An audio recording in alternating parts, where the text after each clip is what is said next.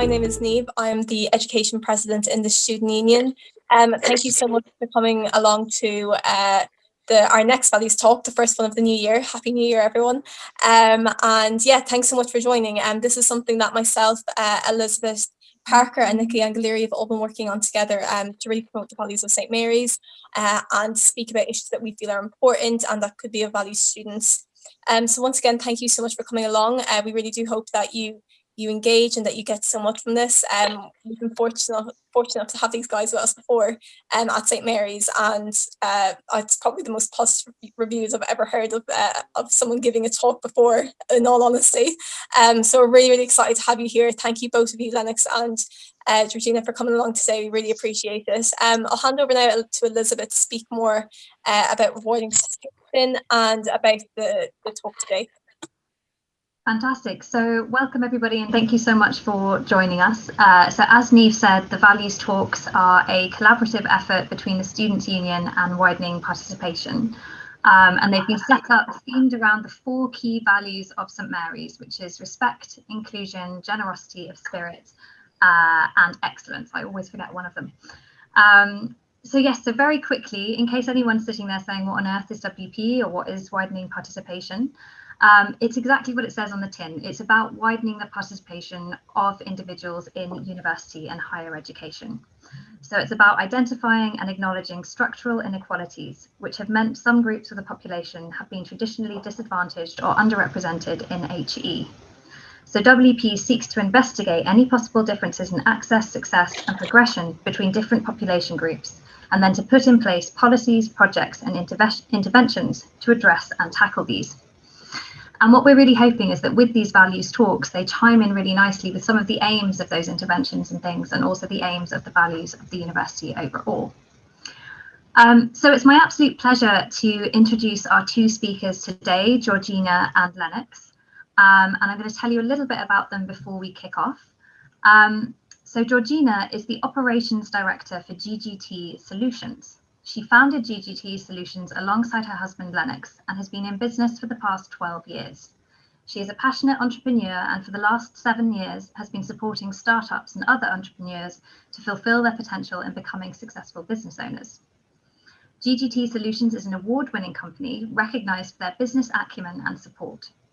She has a background working within private equities and venture capital. Alongside being a business owner, she is a qualified career coach and has developed her own unique style within her mentoring and coaching practice. Blending both reflective learning and coaching tools with practical business knowledge, her clients, whether wishing to change careers or to run a business, have learned to become business-focused, task-oriented, and solution-driven. She offers a down-to-earth and holistic and constructive approach where her training style has transformed even the most negative situation into a positive experience. And I think on Blue January itself, transforming the negative to positive sounds rather good.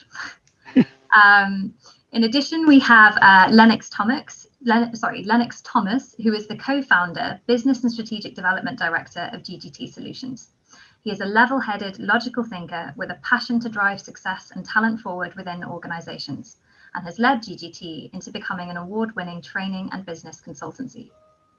Lennox found his niche within business consultancy after many years of working within the recruitment industry. His understanding of market trends, economic structures, and organizational development led him to become advisor to the board of director to some of the UK's largest organizations. His experience, education, and comprehensive knowledge of business has endorsed our programs and continues to be the seed from which many new business relationships grow. So it's my absolute pleasure now to pass over to Georgina and Lennox. Thank you so much, Elizabeth. And what a great introduction. Fantastic. Thank you so much. So it's really exciting to having been invited to do these talks, especially around values. And I think values sit very close to our hearts and along all of our journey. And I hope to share some of that journey with you today as we give you a little bit about who we are, what we do, and how values and the values that we should be adopting, which is specifically focused on generosity of spirit, are going to hopefully support you and help you moving forward in your own journey. So let me begin. As you know, my name is Georgina Thomas, and yes, I am the founder and operations director of GGT Solutions. starting a business of my own was a dream I have had since I was a little girl. My grandparents actually came over to the UK as immigrants. They came over from Burma back in the 1950s, and they started a grocery store here, which was a very difficult thing to do in the 1950s into the 60s, because of, there was extreme racism here, and it caused a lot of conflict trying to open a business as an immigrant. But as a child, I was unaware of all of those things that my grandparents and parents were facing. And I could think of nothing better than having my own shop. And it was always a sweet shop. It was always, when I grow up, I want to own a sweet shop. I'm sorry about that. So years later, as I grew up, I didn't get a sweet shop, but I started my business, and it's in the guise of not a sweet shop, but a business consultancy. When we started our business, it was in a double dip recession. People thought we were absolutely crazy, and maybe we were. Looking back now at starting a business in a double dip recession. But being a business owner, an employer, managing staff, being a mum, being a student, being a wife, being a stepmom, paying bills, managing finances, and coping with my everyday responsibilities, it was very hard, and at times it was overwhelmingly difficult. The good side to it is that it allowed me to have lots of very interesting stories to tell, and probably a story to fit lots and lots of scenarios. It's probably why I do what I do. Many of those stories were very funny. Many of them were very sad. But most of them, I hope, are motivating when I tell these stories. I hope I'm able to motivate and inspire others. However, what I found during my journey, and I am still on my journey, was the fact that often my values, looking back, my values were based on my belief. And sometimes my beliefs were far from the truth. And maybe others didn't perceive my values the same way I did. And some of you may find the same journey as you go through your studies and your own life and what you're also trying to cope with.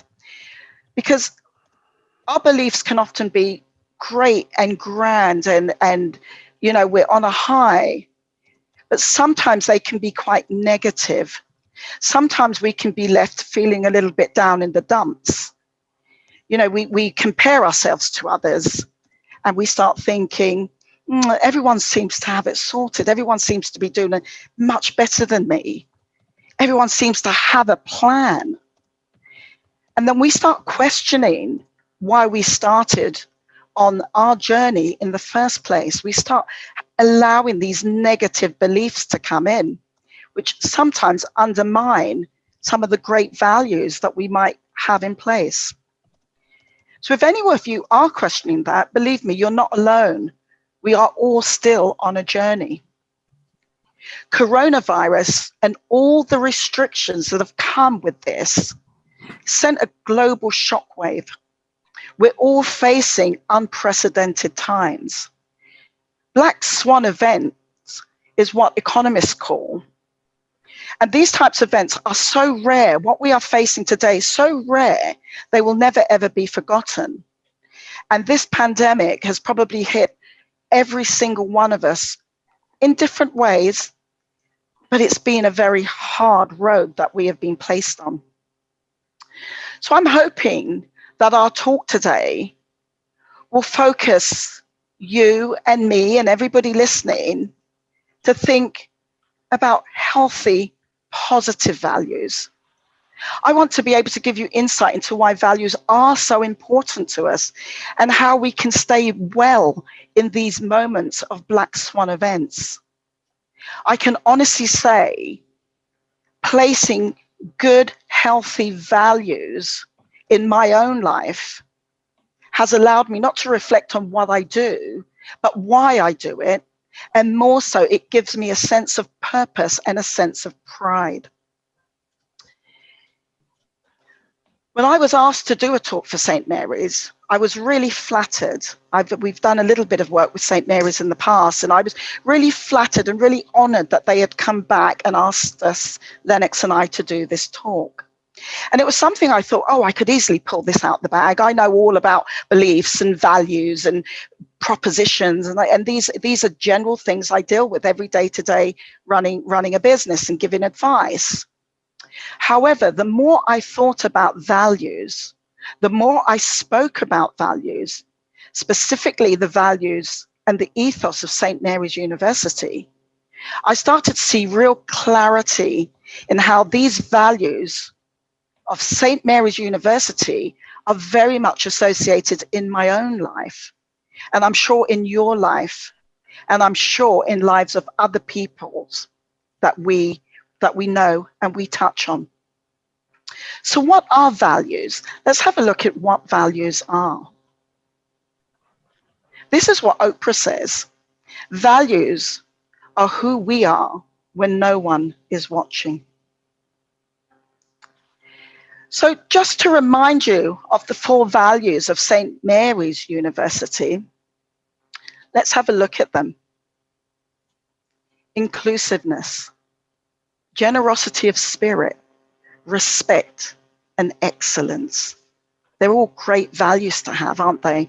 They're all great values to apply to our lives. When I look at the 4 values of St. Mary's University, the value of generosity of spirit, now that was the value that really stands out for me. It's the one I thought about long and hard when writing this topic for St. Mary's. I really thought about it and how I use that to reflect on my own life, the value of generosity of spirit. Generosity of spirit is often associated, and more so associated, with the value of doing and giving to others, showing others appreciation, often giving yourself selflessly to one cause or another, often without consideration or plan of being generous to others. Many years ago, I used to run a youth organization. I was a volunteer, and I headed a youth organization for 10 years. And every person working alongside me was a volunteer, and we loved it. It was a youth organization supporting anti-gang, gun, and knife crime initiatives, shielding young people from abusive families and from an environment which would lead to quite heavy crime. I gave my time freely, and it made me feel really good and worthy that I was doing something really good for young people and really good for my community. But after 10 years, it became exhausting, my generosity of spirit. So where it made me feel good, I was also feeling the toll of giving things away for very little, sometimes in return. So where I say the generosity of spirit, it is a grand thing. It's a great thing to be able to volunteer and to give yourself and to give your time and to help others. But when reflecting on my journey, it made me realize that I spent very little in terms of generosity of spirit on myself. So I continued giving, and I still continue giving. But when my wellness started taking a toll, I had to question how I am able to be generous to myself, how important it is for me and for you to be generous to yourself. So to begin with, and before I hand you over to Lennox, I just want to give a little background in terms of values and what they mean and how they come about. So let's start with belief. We have to have a belief to be able to have a value. And a belief is an internal feeling that sometimes is often true, but sometimes that feeling or thought which we believe could be irrational, could not be a truth. Such as, when I was young, I really believed fairies existed at the bottom of my garden just as much as unicorns do today. Your values are about what's important to you, how you want to live your life, including your career, your relationships, and the impact you want to have. Behaviors is where belief and values meet, and they're expressed through our words and actions. If your decisions, choices, and actions don't align with your values, you may feel a niggle of dissatisfaction and unease. You may be struggling with an internal conflict between your values and the day-to-day reality of your life. Making decisions and living life in line with your values means you're more likely to feel a sense of purpose, fulfillment, and happiness. And most importantly, wellness. So how are wellness and values connected? How do we keep ourselves well by understanding our values and more so being generous to ourselves? So I'm going to pass you over to Lennox, and Lennox is going to talk you through wellness and values and how we should be very appreciative of how the two are ultimately connected in order to make sure we continue living well lives. So Lennox, over to you. Thank you so much, George. So if you just give me 1 second, I'm just going to share my screen with you all. It's absolutely wonderful to be here today. And George, what a wonderful introduction. It's quite interesting because as I listen to George, I recognize that this isn't just something which she's made up. This is something that she's lived. This is about her own personal values and maybe the values that we share as business owners, but as husband and wife. So we're speaking about generosity of spirit. And I think one of the first place that we need to think about generosity of spirit is about being generous to ourselves. And oftentimes that can be demonstrated through our wellness. So I'm going to talk a little bit about wellness just over the next few minutes. So I'm just going to share a few thoughts with you. So what is wellness? Well, I think wellness can be defined in lots and lots of different ways. One of the most powerful statements I've seen in terms of wellness is this: wellness is the quality or state of being healthy in body and mind, especially as a result of deliberate effort. So I guess what it's saying is that wellness isn't something that just happens to us. Wellness is something that we need to make happen. We need to be, I guess, intentional about our wellness. Speak to different wellness consultants or wellness professionals, and they will tell you lots of different things. But there are three things generally which most professionals will agree about wellness. So let me just share them with you. Number one, wellness is a conscious, self-directed, and evolving process of achieving our full potential. That's the first thing. The second thing is this: wellness is multidimensional and it's holistic. So it looks at things like our lifestyle, our mental and spiritual well-being, and the environment that we're in. And so I think we can agree right now in the current climate, with this pandemic being kind of subject to lockdown, our wellness can be affected by these situations. And the third thing is wellness is positive and it's affirming. So I think it's really important to keep these 3 points in mind as we go through the next few minutes, talking about how we stay well, how we can become generous and continue to be generous to ourselves. But why is wellness important? So let's talk a little bit about why wellness is important. Well, I guess in normal circumstances, outside of this current situation, we can maintain our wellness in lots of different ways. If you think about some of the scenarios, like a chance encounter with a colleague, bumping into somebody and having a chat, or maybe meeting new people and a boost in terms of our energy that we get when we meet new people. Maybe for some of you, it's about visiting beautiful places, and that gives you a great sense of well-being.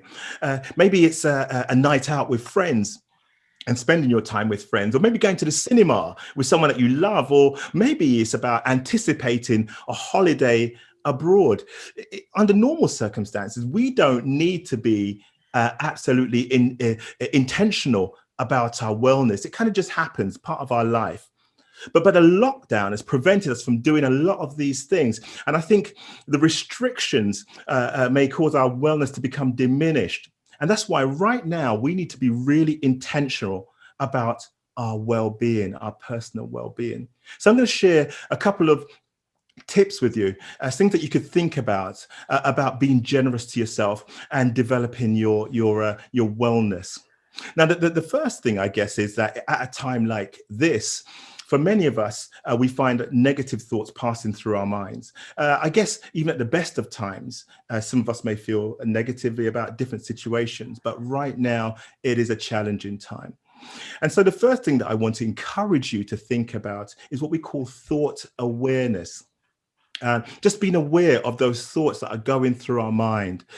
I guess thought awareness is a bit like getting in a helicopter, kind of rising up there above our own thinking and looking down at our frame of mind and the thoughts which are going on in our minds. So to talk about thought awareness, I want to introduce you to a guy called Dan Brule. Some people say Brule. I tend to say Brule. But he is one of the world's foremost experts and a renowned pioneer in the field of breath work, and one of the world's leaders in terms of the spiritual breathing movement. So he's all about breathing. He's all about relaxation. And he says this, thought awareness allows us to get outside of our mind and observe it in action. So thought awareness. I guess another example might be, I don't know about you, but I've certainly been so hungry at times in between meetings, whilst working or whatever it might be, that I've actually had this pain in my stomach. So I feel this kind of ache in my stomach because I'm so hungry. Now, if I were a baby, maybe I'd express that by crying. Okay, so, and I guess that's what babies do.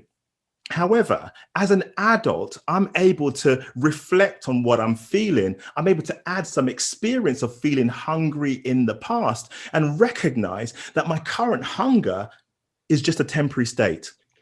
All right, it's just a temporary state. I can kind of look down on my current situation and say, actually, this is a temporary state, and I know I can do something about this. And that's really thought awareness, being aware of how we feel and being able to apply our previous experiences to how we're feeling right now. Now, some of the areas that people tend to tell me that they're feeling negatively about, especially at a time like now, are these. So people have worries about the future.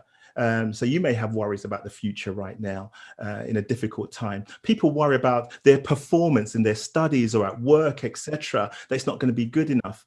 People worry about stuff that's outside their control. And let's face it, there's lots which are outside of our control right now. And people might have anxiety about other people's reactions. And certainly I've experienced that. I'm pretty sure you have. I went into Sainsbury's a few weeks ago to buy something, and I was challenged by somebody who was in the queue about my distance to him, although I was trying to keep a decent distance from this gentleman. But he was pretty hostile to me, and his reaction was quite, I felt it was quite offensive, but I had to deal with it in a very professional way and understand the circumstance. But many of us have worries about other people's reactions to us in lots of different ways, maybe to the quality of our work in lots of different ways. So these areas are maybe areas where we have negative thoughts, or we might need to apply some thought awareness to these. So I guess when I think about myself and how I practice thought awareness and some of the things that I might do to kind of deal with my negative thoughts. And certainly as we moved into this current climate, it was a very challenging time for our business and ourselves personally as business owners and husband and wife. We live here in our home with our two our grown-up daughter and her partner. So we all live here together. And at first it was a real challenge just being in the same space at the same time, 24 hours a day. And it brought up a number of issues.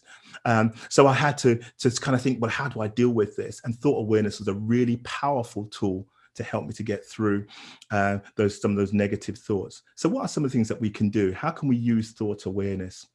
Well, one of the first things that we can do, we can create a diary or a log, or maybe just a number of post-it notes where we write down our negative thoughts. So as a negative thought comes through our mind, jot it down either on your sheet of paper or on a post-it note or whatever it might be. Just jot it down, write it down. Identify patterns of thinking. Now, for me, I got to tell you, there were lots of thoughts that went through my head. And one of the big issues was around the dishes. Okay, who's doing the dishes? Who's not doing the dishes? What's going on with the dishes? And it became a massive issue for me. I don't know why, but it did. So I identified the whole thing around the dishes as a pattern that I needed to deal with. But in that circumstance, there were other things going on as well. So there was the whole thing about our business. We're a training company. We do the face-to-face thing. And how can we deliver training when we can't meet with people? And what would happen to our business? And what would happen to my elderly parents and George's elderly parents? And we have vulnerable friends. There were all sorts of things going on. But I had to prioritize what thought to tackle first. And let's face it, in the scheme of things, the dishes weren't that important. Okay, so I had to decide what to tackle. I had to group the thoughts together and prioritize what I needed to tackle first. And then what I needed to do was I needed to consider how rational my thoughts were. I needed to get above my thoughts and I needed to question those thoughts. Were my understanding about these particular thoughts, were they reasonable thoughts? Was my understanding a real understanding or a misunderstanding? So I needed to question myself about those particular thoughts. And in fact, when I started questioning myself on those particular thoughts and in different areas, I recognized that sometimes my understandings were misunderstandings. One of the other tools that you can use, moving on from thought awareness and just being aware of our thoughts, is something called rational and positive thinking. So once we're able to identify the thoughts that we have, we can apply rational and positive thinking to these particular situations, to our thoughts, to help us to move forward. And so if you could imagine the way that rational thinking and positive thinking works. So we're in a place where we're having a negative thought that's kind of drifting through our head, like a cloud, if you like.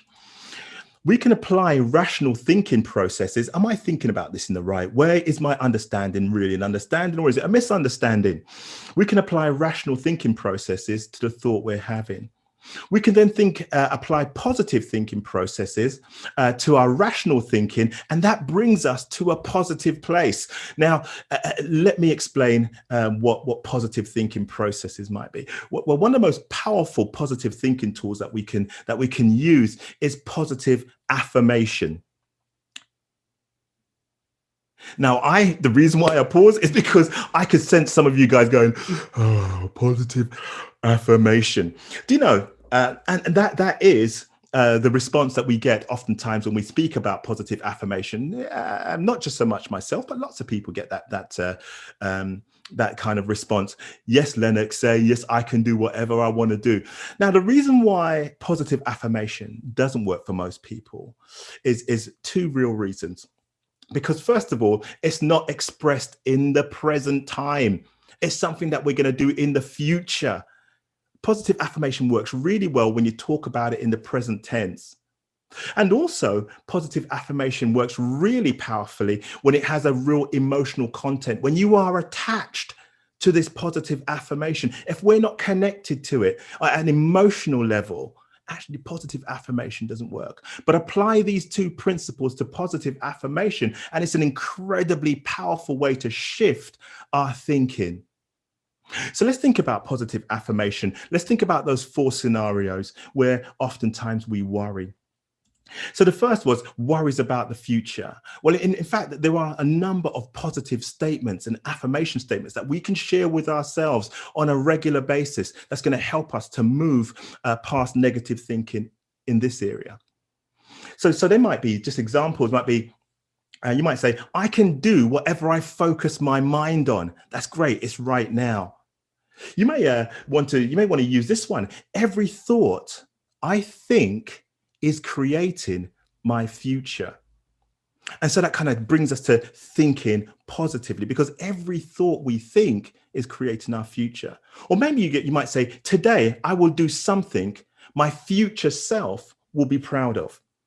Now, emotionally, you're connected to that, and it's about now. It's not about sometime in the future. It's about what you can do today in the moment. What about this one? Worries about performance. So performance in terms of your study, maybe performance in terms of your work, wherever it might be. Again, for a lot of people, that's a real problem, exacerbated by lockdown and the virus. So what about our performance? What are some of the positive statements that we can quote, which will help us to move forward in terms of our worries about performance? Well, maybe we might say, look, it's okay to fail because failure is great feedback. Some of the greatest inventions that we see today have only been achieved as a result of failure. You may say, I learn from my challenges and always find ways to overcome them. I am well prepared to do an excellent job. Fantastic, positive affirmation. Well, what about this? Problems outside our control. Let's face it, right now, for many of us, there are many problems which are going to be outside of our controls, things that we just can't control. We're in lockdown, who we can see, where we can go, all that type of stuff. So are there positive affirmations that we can use in that particular area? And there are a number. So maybe you say, look, it's okay not to know everything. And you may want to say, well, look, everyone is ready to help where necessary, whether it's with your schoolwork or whether it's with your health or whether it's in terms of your uni work, whatever it might be. Everyone is ready to help where necessary. Or you may want to say to yourself on a regular basis, all my problems have solutions. So that kind of gives you a solution mindset as opposed to that problem mindset. What about this last area? Worries about the reaction of other people. How other people behave at a really difficult time like this. And certainly for many of us, this brings real kind of tension and stress. So you may want to say, I'm well prepared and I'm doing the best I can.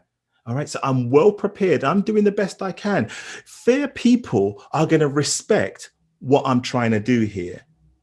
And finally, you may say, look, I'm going to rise above unfair criticism, and I'm going to respond in a professional and mature way. Certainly when I was in Sainsbury's, confronting that really difficult and challenging person with my mask on and his mask on, and he was literally in my face. But I had to choose not to react, but to respond in a really mature way. So positive affirmation absolutely works. And it's a wonderful way to move us from that negative state of mind into a positive state of mind. All right, but make it positive and ensure that you're attached to it emotionally and it is in the present. So look, the last thing I want to share with you just before I hand back to George is a little bit about what we call the 6 dimensions of wellness. Now, when it comes to wellness and being well, oftentimes we focus on one area of our wellness. For example, am I getting exercise? Or maybe we say, I'm doing really well in terms of my uni work. Or maybe I say to myself, I'm doing really well in terms of my social interactions.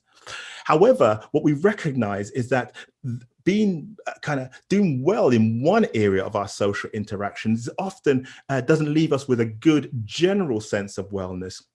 There are 6 areas of wellness which we should be focusing on. And I'm going to share these with you just now. So the 6 dimensions of wellness. Well, first of all, you need to be doing well from an occupational point of view, whether it's to do with your studies, whether it's to do with what you're doing in terms of your work. It allows us to explore various career options, and it encourages you to kind of pursue opportunities that you love the most. You know what they say? They say, if you do something that you love, it doesn't feel like work. So what are some of the things that we can do to achieve optimal occupational wellness? Well, some of the things that we can do is this. Take time to reflect often. Think about where you find joy and meaning in your life. And maybe that's an area from an occupational point of view that you want to think about. Or take advantage of your career services resources. So there's still people out there who want to direct you and support you. That kind of support is available within your university, within St. Mary's. Take advantage of it. So maybe you want to explore different career or voluntary opportunities that might arise. Do take advantage of that. Right now, there are so many opportunities to volunteer in different ways. And that gives us access to different areas and different types of work, if you like.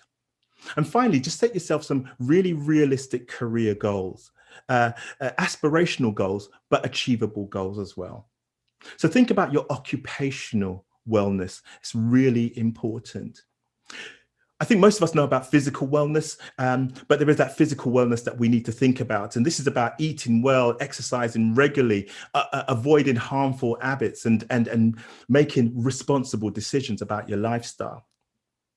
So I think there's a number of things that we can think about when it comes to physical wellness. And some of the things that we need to think about is things like this.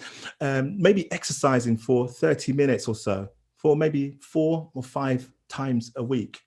Think about what you eat and the types of food that you eat. Make sure you're eating your 5 fruit and veg each day. I know I'm sounding like your parents right now. Make sure you eat your 5 fruit and veg. But it is so important. Where possible, try to maintain an appropriate weight. So I know for myself, when the first lockdown was over, I had to rush out and buy a whole new wardrobe of clothes because I'd just been snacking all the time. But it's important just to try to maintain an appropriate weight. And also think about good hygiene practices. And it's really easy, let's face it, when we're in lockdown to think, do I need to shower today? Do I need to wash my hair? Do I need to do, just think about good hygiene practice. Get your sleep also, 7 to 9 hours per night.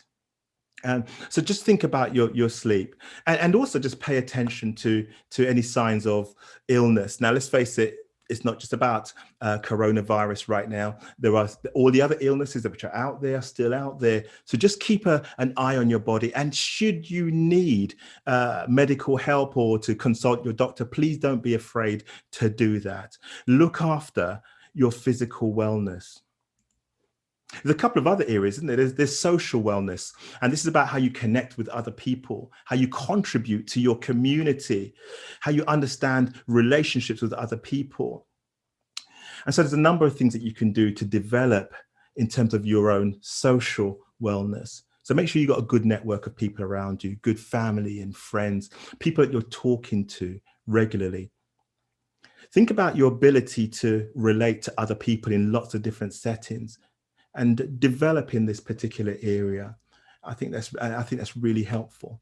Get involved in your community, in community activities, things which are happening. And let's face it, a lot of community activities happening online right now.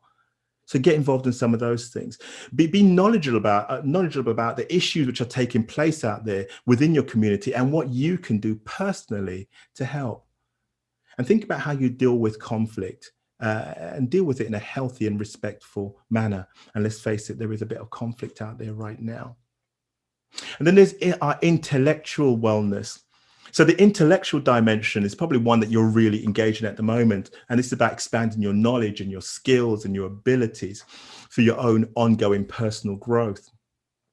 But some of the practices that you can engage in to improve your intellectual wellness, or optimize, if you like, your intellectual wellness, just be open-minded. So be open to stuff, challenge stuff where you need to. So we know that there's a lot of fake news out there at the moment. So challenge that when you need to, but be open-minded. Maybe you want to pick up a hobby, something that you can do, which is away from your studies. I've developed a few hobbies over the last year or so.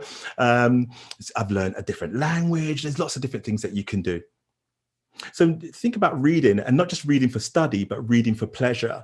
So I read a lot for my work that I do, a lot of theory, a lot of leadership and management theory and stuff like that. But I love sci-fi. Okay, so I still find time every day to read a bit of my sci-fi because I love my Star Trek. So maybe you could check out a seminar or a conference or something online in an area that's new to you or that you have an interest in, that's outside of your studies. Maybe learn another language, and I'm learning Spanish at the moment. So hola, everybody. So maybe you want to engage in some research opportunities. So there may be opportunities to do some research work, and that might broaden your experience, meet new people, get you doing new things. But your intellectual wellness is so important. Look, just a couple of other areas that I need to share with you quite quickly. So there's spiritual wellness.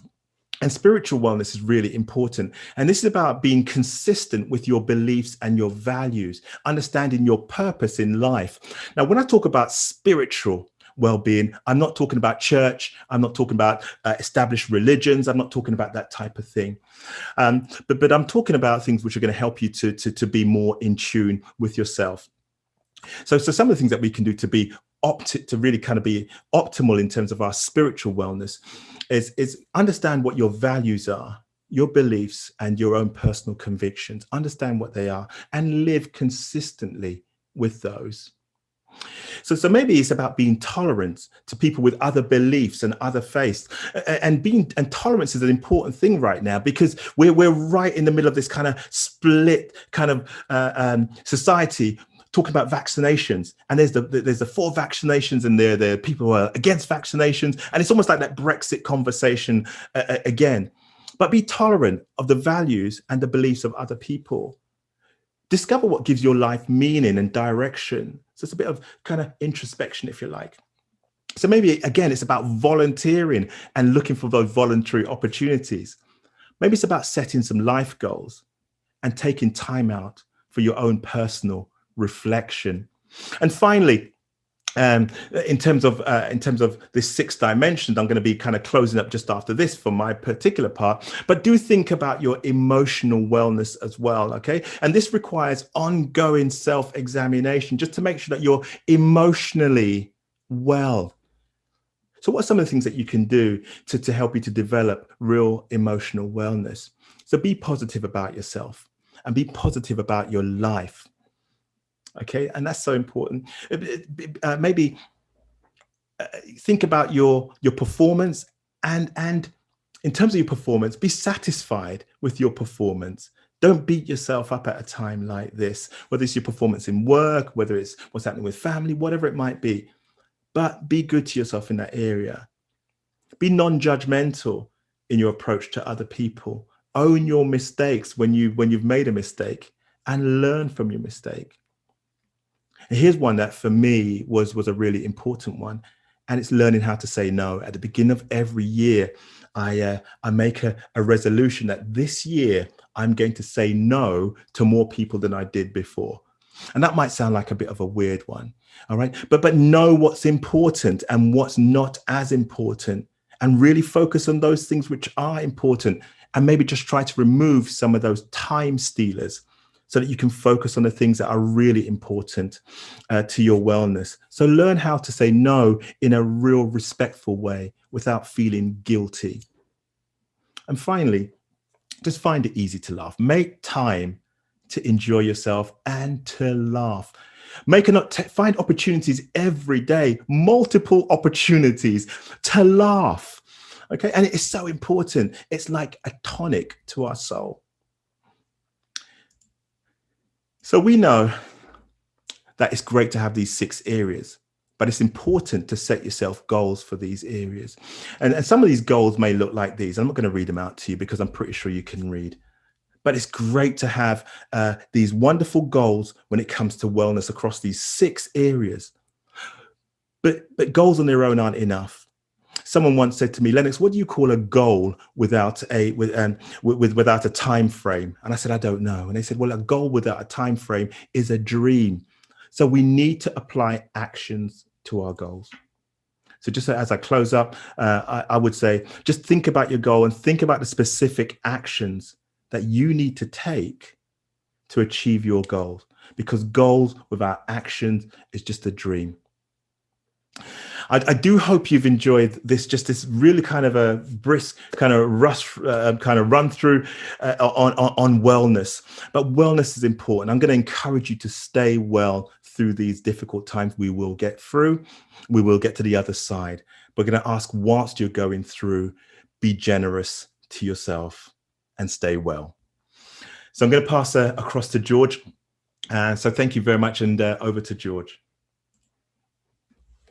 That was great. And those 6 dimensions are so important when we start placing our views and our thoughts on what values we're setting for ourselves. And I know with many of us, our values are often based on our social and our emotional and our spiritual. And those 3 dimensions, often for me, are what signifies how generous I am being to myself in terms of my generosity of spirit. So although all of those 6 dimensions are very, very important, I think the ones that shout out are those that we hold very close, which are around our emotional, spiritual, and social values. And I urge you to definitely look at your values, maybe even write them down and then place them into those 6 dimensions of wellness.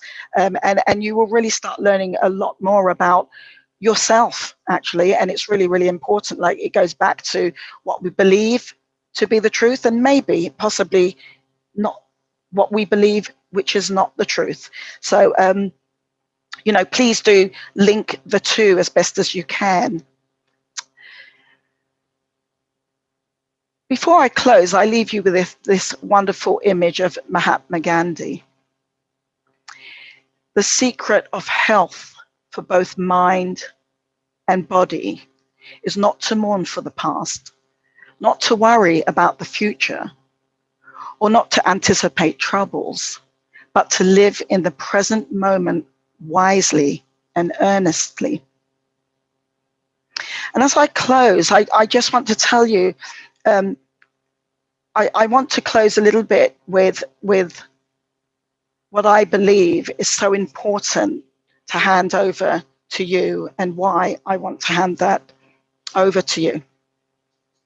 So, as Elizabeth mentioned at the start of the talk, and I know some of you might have clicked in a little bit later, but my grown-up world before I started my business was in investment banking, and I spent most of my time studying to get into investment banking, and I spent much of my adult career in investment banking, and this was way back in the late 80s, early 90s, and it was a great career. I loved it, but for many years, towards the end of that career, I started to feel disgruntled when yet another white male colleague would climb the ranks above me.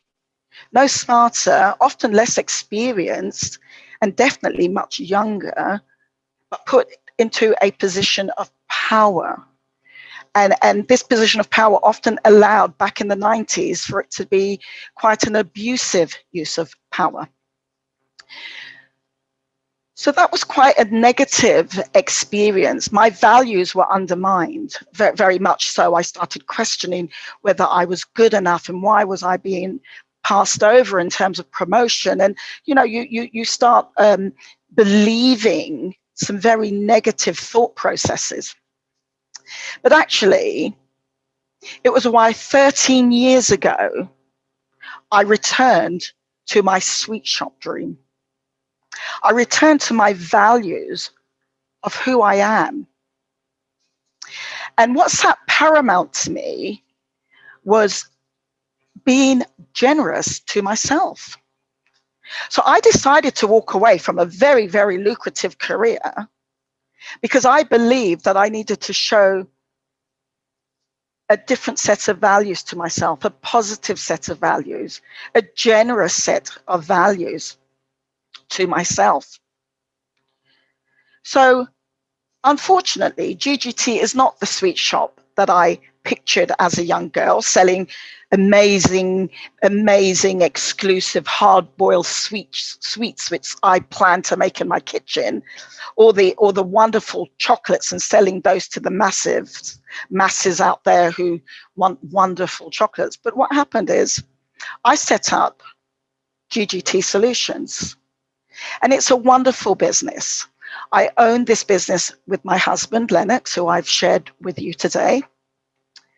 I've been able to provide a great future for my family, for my grandchildren, and hopefully the seeds for my great-grandchildren. And all because I reflected back on how generous I was being to myself. It's where I can climb high as I want to go without hitting a glass ceiling. I don't need to question my ability to perform. I don't need to question my success. If I choose to, I can actually sit right now on a ledge and look at the view that I have generously created for myself. But most importantly, having that understood and really reflected on the generosity of spirit as one of my core values in my life, I can look down from that ledge.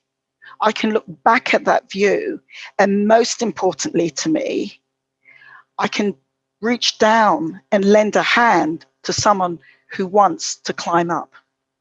So I hope today I have been able to help some of you think about your next level, think about your values that are important to you, that you place real value on what you need and what you allow yourself to bathe in.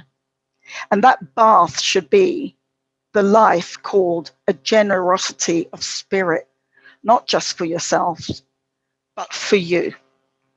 So I wish you all the very best. I am most happy to have been invited to offer this view of generosity of spirit to you today. And should there be any questions that you want to throw into the chat or to raise a reaction or raise a hand, Lennox and I are here to answer any of those questions. So thank you very much for your time today. Okay, so first of all, thank you so much, both of you. I think by coming and giving up your time and talking to us all today, you've actually embodied generosity of spirit as well as being able to talk about it as well. So thank you so much for that.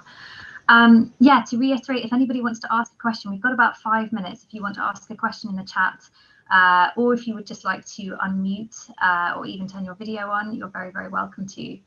But just quickly, I wanted to say as well, when Lennox was talking about the kind of social importance of everything, I wanted to emphasize for any students in the room to go and check out the Simmies at Home campaign, which the Students' Union is running, because there's lots of stuff you can get involved with online. And I know it's not quite the same as hanging out face to face, but it's still really important and a good chance to engage and get involved.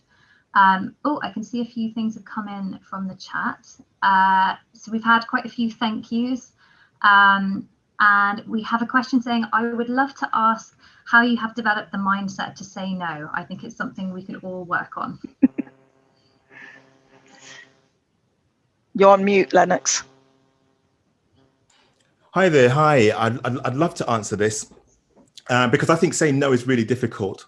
But the first thing is, I guess, understanding what your priorities are. So once we're really aware of what our priorities are and what's really important to ourselves, not just from our own perspective, but in terms of our overall wellness, I think it makes it a little bit easier to say no. And in fact, you must be more motivated to do what you need to do than to do what other people need you to do.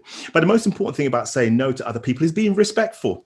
Okay, it's about being respectful, saying no in a really explaining what you have to do, and then saying, look, actually, when taking this into perspective, there is very little space for me to do a really good quality job or to support you in a real honest way. So just so your motivation for what you need to do must be stronger than that kind of emotional pull to do what other people want you to do.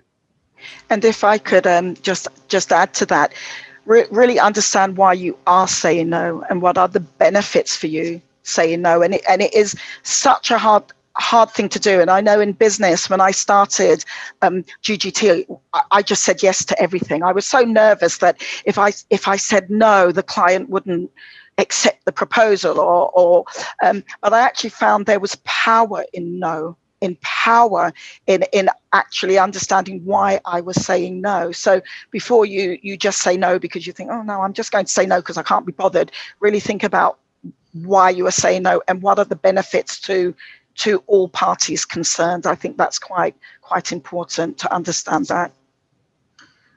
This is obviously a part of the talk that resonated with people because there's a follow-up question that says, have you ever found it difficult saying no, Lennox? No. I'm only kidding. I find it difficult saying no all of the time. I really do. And I don't say no to everything, but I recognize that I can't give my best to everything. I can't give 100% to everything all of the time. So I prioritize, and in a very respectful way, I say no. And I'm learning to say no every day. I'm learning a little bit more about how to say no. Brilliant, thank you. Our next question is, how do you change your thoughts and mindset in a situation when you were faced with unfairness? George, do you want to speak? Yeah, okay. Again, very, very difficult, and it does go back to values and why values are so important, and understanding what your values are, and having that mindset. Lennox mentioned it very briefly about responding rather than reacting, and we must develop that mindset of responding rather than reacting to what our gut feeling is and how our emotions are being driven, because we believe, and as I say, our belief is sometimes that this is very unfair, but actually possibly to the wider world, they are not seeing it as unfair. So it's the first thing is responding and not reacting, and then really understanding the issue of unfairness, and is it deemed fairness by all parties concerned, or is it just something that is very specific to yourself? In that sense, I mean, that's a very general view of dealing with a situation of unfairness, but often it is just about taking a deep breath, responding rather than reacting.